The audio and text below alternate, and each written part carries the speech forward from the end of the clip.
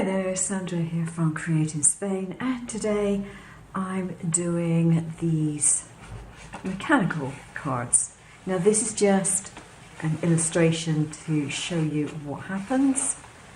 It's very simple to make, and I'm going to show you how to do a proper design. I have one of my fishes which you might recognise, and we have this one which goes like so, and I also have one of my rabbits. I am doing a design of a mouse in a hammock. Now yes, I know that hammocks don't go side to side like that, but you'll have to give me some artistic license. I mean, mice don't wear clothes either, and they don't generally sit in hammocks, so why am I going to be bothered about the fact that the hammock goes side to side like that instead of that way? Now, I've got a few extra pieces which are going to complete the design, and this one again is for my design stash so that I don't forget how these things are done and how they're made, and I will be keeping it as an example. I have a little brad. We have our card base, and this is what you're going to find in the file. Now you cut out two of these and you stick them together. What you want to do is to line up the hole with the hole on the card front, and you want to mark roughly where the circle is going to be.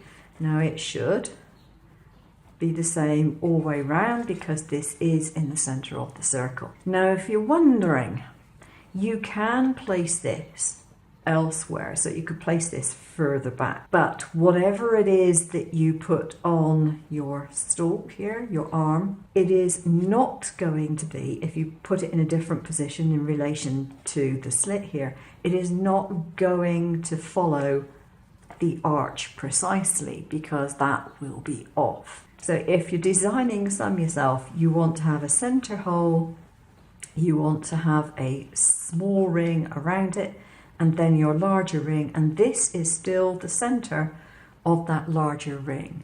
And you can see there, I guess, that I did an offset on my ring so that I've got a nice slit for my arm to go through. So what's going to happen, my arm is going to go through here and up the other side, and it's going to line up with a hole on the back, and I'm just going to put in a washer. Now this happens to be a thicker cardboard, which is better. I've got this cut out of a 200 GSM card, which really isn't thick enough to do this, but I've got more of that than I have of 350 GSM, so that's what I've used for my demonstration purposes. Just going to put the brad through there and open it up. You don't want to make it too tight, you want to make it so that it will move freely, and there it does. So this bit here, you can put your object on, whatever it is that you're using, and depending on the shape of it, you might want to leave the two sides here that you've got two pieces joined together. You might want to leave the last bit of it not stuck together. I'm not going to bother with that at the moment, but if you don't stick it together, you can then fold one half backwards, and then you have a larger area that you can stick your item onto, whatever it is that you're using. So if I put him there, I know anything from down there I can see. So I want to chop off another bit of this arm, chop that off, and I'll put some glue on the arm so I can place my mouse. So this couldn't get much easier, really. It really couldn't, for a mechanical card. I'm just putting a little drop of glue on there, nothing too much, and put my mouse there and let it dry. Now this piece here is simply cosmetic, and it's going to go over the top like that. I'm going to put my foam on here because it makes it a lot easier to see where it's got to go. I'm going to avoid where that arm goes, and I can put another piece up there, Then we want to move it all the way to the other side and put some pieces on here. Now, if you want to alter how far that goes around, you've got a couple of ways of doing it. You can, if you want to, put something on the back of here to stop it. I've done it on one of these somewhere. Here we go. So if you put something on the back, obviously it cannot go round any further. It will come to a full stop. The other way you can do it is to limit how much of this line you cut. It's from a full circle, and you can, in the design, you can erase as much of this as you need to limit the movement. If you only want it to move a little bit, then you don't need much of this. If you want it to move much more, then you give it more of this small circle to enable it to move there. Because a small distance here transfers to a large distance on the bigger area. So I can put this on top of here. I've still got a bit of a bump there from that. But what I could do is actually flatten the brad itself if I wanted to. I could put a pair of pliers on it and flatten the brad so that the top dome was flatter, or use a flatter brad if I had one, which I might well do, but yeah, I'm not going to bother with that at the moment. It's not too bad. As I said, this is just for demonstration purposes. I need to put a stopper on my mouse to stop him hitting that piece there, which is going to support. On that side, yeah, I need to put a stopper round about there.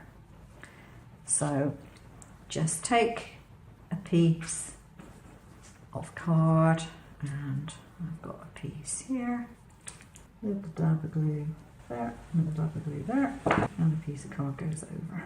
Put it round to that side, and you want him to go up that far, and cut off another piece. You could just use paper, you don't have to use card, it's just I've got this to hand so I use it. Can't come to any harm now, and I can put on my top layer. So here he is, he can disappear up into the trees. There we are. This bit you just need to trim off at its longest point. So it is going to need to come off round about there. Now if you want to, you can fold it. You can put some writing on it if you so wish. So we have that bit done.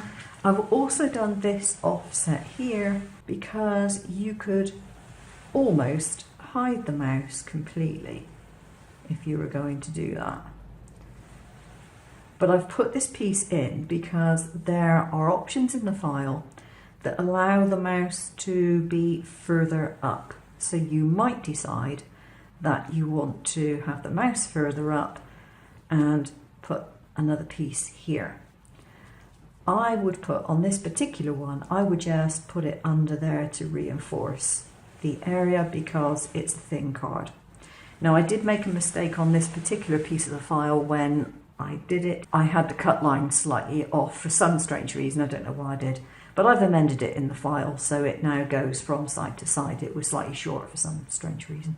But I would put that on the bottom and let those pieces go over the top. So just as a reinforcement. And then he swings in his hammock, which I think is quite cute. The other variations that I've done in the file, for example, on this one, this is like that. It's going from top to bottom, okay?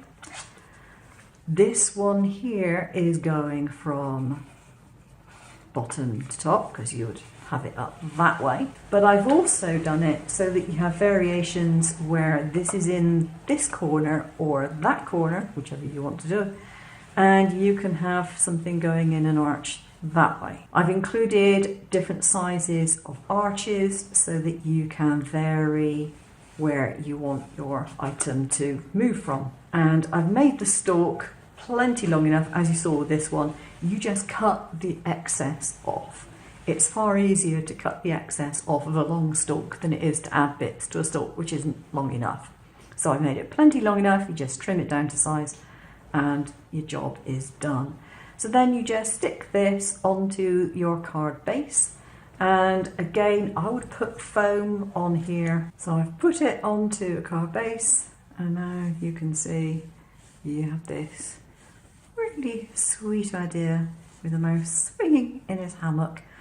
And obviously you can add whatever sentiments and things that you'd like to that, and extra decorative things if you want to. But it's a very simple way of doing a mechanical card. It's a bit of fun, kids will love it, and it doesn't take very long to do, which is even better. A very quick one in the way of mechanical cards. Okay, that is it for today. I hope you've enjoyed the video. I will see you again soon. I'm planning on doing still more pop-ups and mechanics. Take care now.